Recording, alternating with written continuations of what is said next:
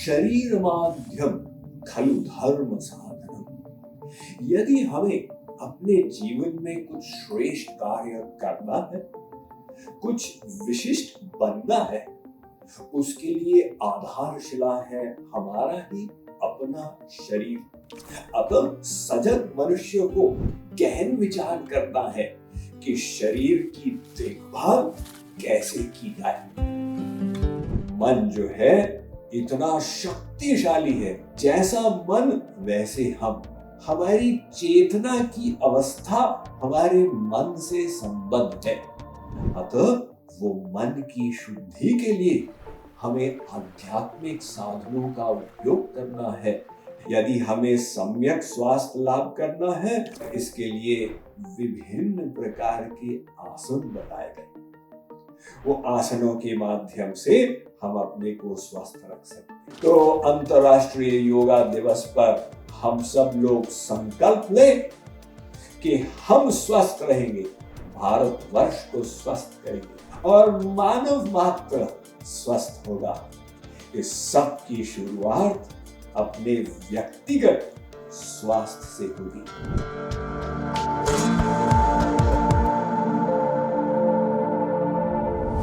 अब आधुनिक स्वास्थ्य प्रणाली, जिसे हम एलोपैथी कहते हैं, वो सिम्प्टोमैटिक है, अर्थात जो व्याधि के लक्षण हैं उन पर वो कार्य करती है। ये लक्षण उत्पन्न हुआ, ये दवाई से लक्षण समाप्त हो गया। किंतु एक सम्यक दृष्टिकोण, जिसे आजकल हम होलिस्टिक वेलनेस कहते हैं, उसका ये मानना है कि शरीर मात्र एक हार्ड मास का पुतला नहीं, हमारे व्यक्तित्व के विभिन्न पहलू हैं और उन सब पर ध्यान देने से सम्यक स्वास्थ्य लाभ होगा। देखिए, सर्वप्रथम ये समझिए कि हमारे मन का शरीर पर प्रभाव पड़ता है। पाया गया है कि जो लोग तनाव में रहते हैं, उनकी रोग प्रतिरोधक शक्ति, इम्यूनिटी दब जाती है और विभिन्न प्रकार के आदि व्याधियों के वे शिकार बन जाते हैं। दूसरी तरफ जो लोग प्रसन्न रहते हैं, खुश रहते हैं, उनकी इम्यूनिटी बढ़ जाती है। आजकल और रिसर्च की गई, जो लोग वैर भाव ज्यादा रखते हैं, वे आर्थराइटिस से ग्रसित आसानी से हो जाते हैं। इसी प्रकार से जब हम अत्यधिक शोक पाल लेते हैं अपने अंदर, परिणाम स्वरूप अपने शरीर की शक्ति को कम कर देते हैं। जब तनाव रखते हैं मन में, तो उसके कारण डायबिटीज और हार्ट प्रॉब्लम्स की समस्या का खतरा बढ़ जाता है। तो ये मन एवं शरीर का संबंध है। हमारा जो शरीर है, इसमें खरबों खरबों कोषाणु है और ऐसा विचित्र ये शरीर है कि एक साथ निर्मित होता। हम लोग तो मशीन के पार्ट्स बना के फिर उसको असेंबल करते हैं, और ये जो शरीर है सारे का सारा एक साथ आ जाता है। और इसमें क्षमता है कि अपने ही जैसे और भी शरीर उत्पन्न कर सके भविष्य में। तो ये शरीर में जितने कार्य हो रहे हैं हमारे तंत्रों में, ऑर्गन्स में, वो सब कार्यों को यदि बाहर किया जाए मशीनों के द्वारा, तो मशीन एक इतनी बड़ी फैक्ट्री हो जाए और उसकी आवाज कई किलोमीटर दूर तक पहुंच जाए। किंतु वो सब कार्य हमारे शरीर में इतनी शांति से चल रहा है कि बाहर भी कुछ किसी को पता नहीं चलता। डॉक्टर को भी स्टेथोस्कोप लगाना पड़ता है। गहरा श्वास लो और गहरा श्वास लो, उसको सुनाई नहीं दे रहा है। ये हमारे शरीर का कमाल। तो इस शरीर में जो कोषाणु हैं, एक एक कोषाणु में अरबों खरबों केमिकल रिएक्शंस हो रहे। उसमें कुछ यदि गड़बड़ हो जाए और वो गड़बड़ी बढ़ने लग जाए, तो फिर रोग उत्पन्न हो जाता है। रोग मनुष्य को पीड़ित करता है। इसीलिए औषधि, मेडिकल साइंस की आवश्यकता पड़ती। शास्त्रों ने पंचकोश मॉडल दिया, अर्थात हमारी आत्मा पर 5 कोश हैं जो हमारे संपूर्ण व्यक्तित्व को बनाते हैं। इसमें एक अन्नमय कोश, प्राणमय कोश, मनमय कोश, विज्ञानमय कोश, आनंदमय कोश। तो अन्नमय कोश से शुरू करें। ये जो स्थूल शरीर है, हाड़ मांस इत्यादि का पृथ्वी जल तेज वायु से बना, ये है हमारा अन्नमय कोश।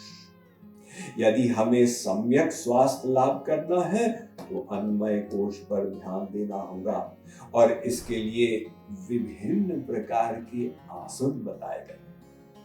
वो आसनों के माध्यम से हम अपने को स्वस्थ रख सकते। इसके ऊपर है प्राणायाम। उसकी आवश्यकता क्या है?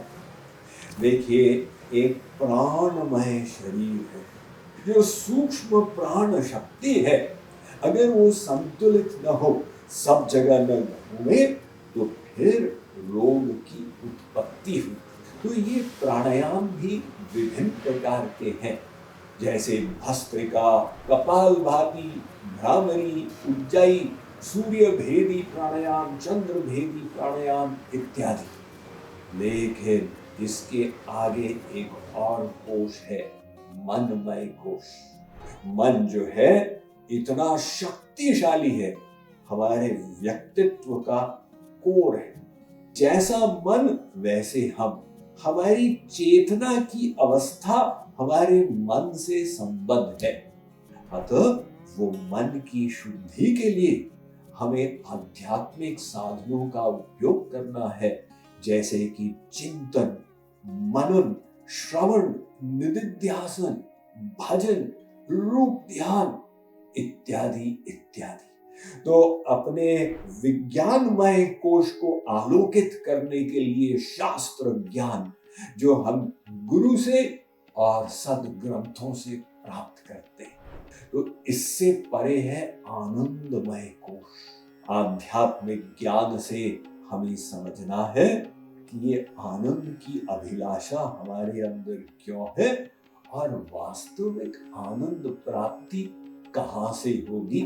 आनंदो ब्रह्मेति व्यजानात्, आनंद सिंधु तो भगवान है। अब ये पंचकोश मॉडल जो है, इन सब के उपचार के लिए, इन सब की देखभाल के लिए, ये प्राचीन योगिक प्रणाली में इतनी सुंदर पद्धतियां बताई गई हैं, जो एक संपूर्ण मानव मात्र के लिए एक देन है, और हमारे भारतवर्ष की संपदा, जिसके लिए हम सब भारतवासियों को गर्व होना चाहिए। किंतु मात्र स्वास्थ्य से काम नहीं बनेगा। अब हम योग के आध्यात्मिक शिखर पर पहुंचे। भागवत के 11वें स्कंद में नौ योगेश्वर ने राजा निमि से कहा था, अरे राजन, वास्तविक योग का मतलब है जुड़ना। जब जीवात्मा और परमात्मा का मिलन हो, ये असली योग। वो योग मन के माध्यम से होगा। अतः मन की आसक्ति जहां भी है, उसको वहां से हटाओ और मन को एक रस्सी के समान भगवान के चरणों में बांध दो। तो हमारा मन भगवान में लगे। वो कैसे लगेगा? श्री कृष्ण ने गीता में कहा है, अर्जुन, तपस्वी से योगी श्रेष्ठ, ज्ञानी से योगी श्रेष्ठ है, और कर्मी से भी योगी श्रेष्ठ है। अर्जुन, तू योगी बन। लेकिन उसके अगले श्लोक में कहते हैं, समस्त योगियों में वो श्रेष्ठ योगी कहलाएगा जो भक्ति भाव से युक्त अपने मन को मुझ में संयुक्त रखता। तो मन का संयोग भगवान में ये योग की सफलता है।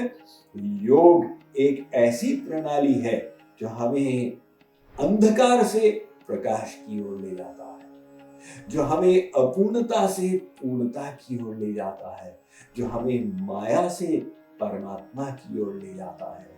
आज अंतर्राष्ट्रीय योग दिवस पर आप सबको एक बार फिर हार्दिक शुभकामनाएं एवं प्रार्थना कि आप अपनी योग यात्रा में सफल हो एवं दूसरों को भी सफल बनाने का प्रयास करें।